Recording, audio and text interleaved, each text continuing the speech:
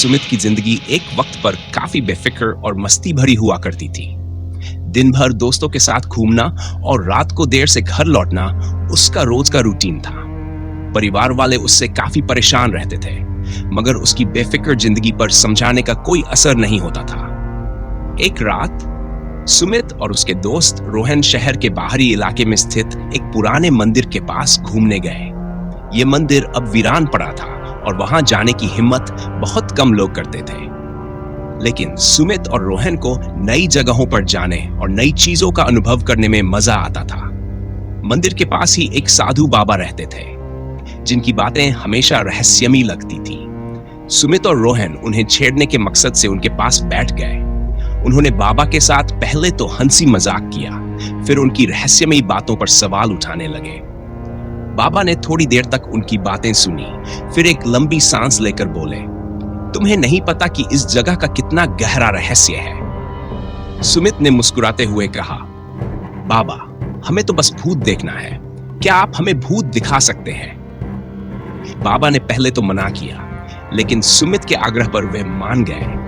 बाबा ने चारों तरफ एक गोला खींचा और कहा, जो भी हो इस गोले से बाहर मत जाना। बाबा ने मंत्र जपना शुरू किया।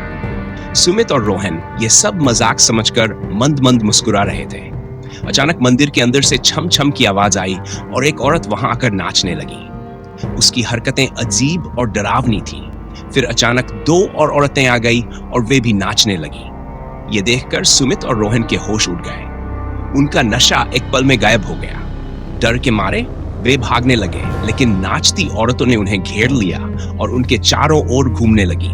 उनकी आंखों में एक खौफनाक चमक थी, जैसे वे नाराज थी कि उन्हें वहां बुलाया गया। सुमित और रोहन ने भागने की कोशिश की, मगर वे औरतें उन्हें जाने नहीं दे रही थी।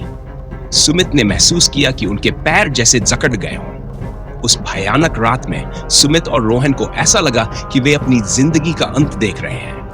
अचानक एक जोरदार आवाज आई और सब कुछ शांत हो गया। जब वे दोनों होश में आए तो वहां सिर्फ बाबा थे। उन्होंने औरतों के बारे में पूछा तो बाबा ने बताया कि उन्होंने उन्हें भगा दिया। सुमित और रोहन ने बाबा के पैर छुए और वहां से भाग गए। उस दिन के बाद सुमित ने रात को देर से आना बंद कर दिया और उसने अपनी जीवन शैली बदल दी। मगर कहानी यहीं खत्म नहीं होती। सुमित की जिंदगी धीरे धीरे सामान्य होने लगी, लेकिन उसके मन में उस रात का खौफ बैठ गया था।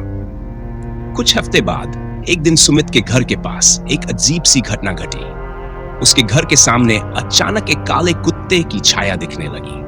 यह कुत्ता हर रात वहां आकर बैठ जाता और अजीब अजीब आवाजें निकालता। सुमित ने इस घटना को नजरअंदाज करने की कोशिश की, मगर उसकी बेचैनी बढ़ती जा रही थी। एक रात उसने ठान लिया कि वह इस कुत्ते का सामना करेगा। वह घर से बाहर निकला और कुत्ते के पास जाकर खड़ा हो गया। कुत्ता उसे घूरता रहा और फिर अचानक एक भयानक हंसी की आवाज आई। सुमित ने पीछे मुड़कर देखा तो वही नाचती औरतें खड़ी थी, जिनसे वह और रोहन मंदिर के पास मिले थे। वह औरतें धीरे धीरे सुमित की ओर बढ़ने लगी। सुमित का दिल जोर जोर से धड़कने लगा।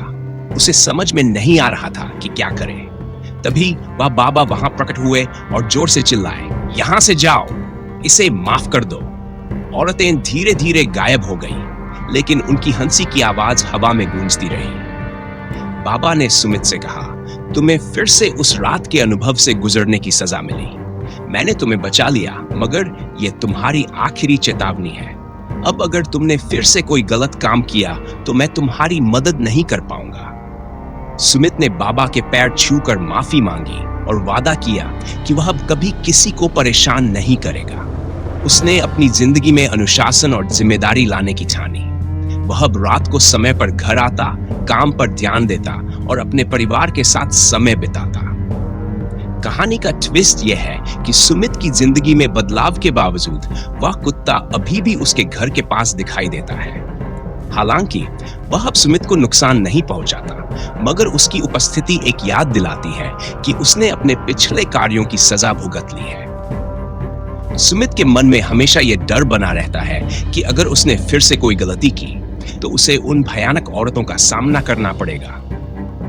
इस घटना ने सुमित की जिंदगी बदल दी और उसने अपनी गलती से सीख ली कि किसी के साथ मजाक भी कभी-कभी खतरनाक हो सकता है।